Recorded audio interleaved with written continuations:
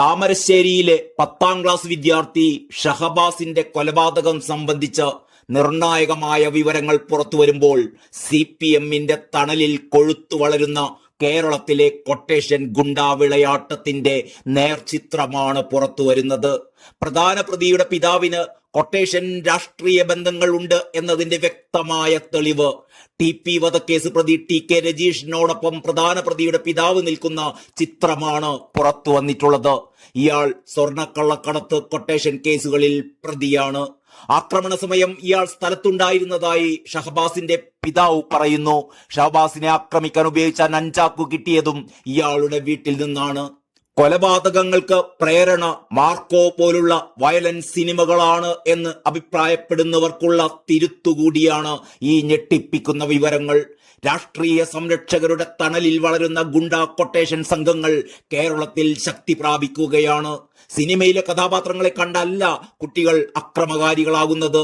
വീട്ടിനകത്തും പരിസരങ്ങളിലുമൊക്കെയുള്ള ഗുണ്ടാ quotation അംഗങ്ങളെ കണ്ടിട്ടാണ്, അവരുടെ പിൻബലത്തിലാണ്. CPMന് ഈ സംഭവ വികാസങ്ങളിൽ കൈകഴുകാനാകില്ല.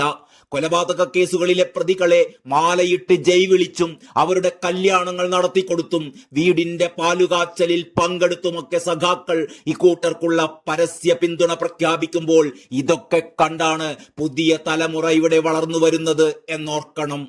തലയോട്ടി തകർന്നാണ് ഷഹബാസിന്റെ മരണമെന്ന് പോസ്റ്റ്മോർട്ടം റിപ്പോർട്ടിലുണ്ടായിരുന്നു. കുട്ടികൾ മാത്രമല്ല, മുതിർന്നവരുൾപ്പെടെയുള്ളവരാണ് ഷഹബാസിനെ ആക്രമിച്ചതെന്ന് പിതാവ് ഇക്ബാലും പറയുകയുണ്ടായി.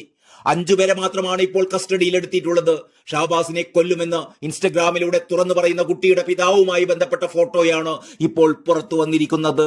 TP വധക്കേസ് പ്രതി പട്ടികയിലുള്ള TK രജീഷിനോടൊപ്പമാണ് ഇയാളുള്ളത്. ഈ ചിത്രം എപ്പോഴാണ് എടുത്തത് എന്ന കാര്യം വ്യക്തമല്ല. ഈ സംഭവത്തിന് കൊട്ടേഷൻ സംഭവവുമായി ബന്ധമുണ്ട് എന്നും അക്രമം നടക്കുമ്പോൾ കുട്ടിയുടെ പിതാവും ബന്ധുക്കളും സ്ഥലത്തുണ്ടായിരുന്നു എന്നുമുള്ള ഷഹബാസിന്റെ പിതാവിന്റെ ആരോപണത്തെ ബലപ്പെടുത്തുന്ന തരത്തിലുള്ള ചിത്രങ്ങളാണ് ഇപ്പോൾ പുറത്തു വന്നിരിക്കുന്നത്. ഷഹബാസിനെ മർദ്ദിക്കാൻ ഉപയോഗിച്ച നഞ്ചാക്കു പോലീസ് കണ്ടെടുത്തിട്ടുണ്ട്. പ്രതികളുടെ വീട്ടിൽ ഇന്നലെ നടത്തിയ റെയ്ഡിലാണ് പ്രധാന പ്രതിയുടെ വീട്ടിൽ നിന്ന് ഷഹബാസിനെ അടിക്കാൻ ഉപയോഗിച്ച ഈ ആയുധം ലഭിച്ചത്.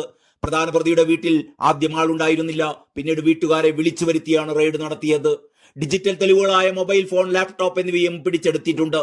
ഷഹബാസിനെ കൊലപ്പെടുത്തിയ സംഭവത്തിൽ കൃത്യമായ ആസൂത്രണം ഉണ്ടായിരുന്നു എന്ന് ജില്ലാ പോലീസ് മേധാവി KE ബൈജുവും പറയുന്നു. കുട്ടികൾ എന്ന നിലയിലായിരുന്നില്ല മർദ്ദിച്ചവരുടെ ആലോചന. കൊലപാതകത്തിൽ ഉൾപ്പെട്ടവരെല്ലാം പിടിയിലായിട്ടുണ്ട് എന്നും ഗൂഢാലോചനയിൽ കൂടുതൽ ആളുകൾക്ക് പങ്കുണ്ടോ എന്ന് പരിശോധിക്കുകയാണെന്നും KE ബൈജു പറയുകയുണ്ടായി. കൊലപാതകം നടന്നത് കൃത്യമായ ആസൂത്രണത്തോടെയാണ്. കുട്ടികളുടെ വാട്സാപ്പ് സന്ദേശങ്ങൾ തന്നെ ഇതിന് തെളിവാണ്. കുട്ടികളിൽ ഒരാളുടെ അച്ഛന് ക്രിമിനൽ പശ്ചാത്തലവുമുണ്ട്. കൊലപാതകത്തിൽ ഉൾപ്പെട്ടവരെല്ലാം പിടിയിലായിട്ടുണ്ട്. ഗൂഢാലോചനയിൽ കൂടുതൽ പേർക്ക് പങ്കുണ്ടോ എന്ന് പരിശോധിക്കുകയാണ്. കൊലപാതകത്തിൽ മുതിർന്നവർക്ക് പങ്കുള്ളതായി കണ്ടെത്തിയിട്ടില്ല എന്നും പോലീസ് മേധാവി പറയുന്നുണ്ട്.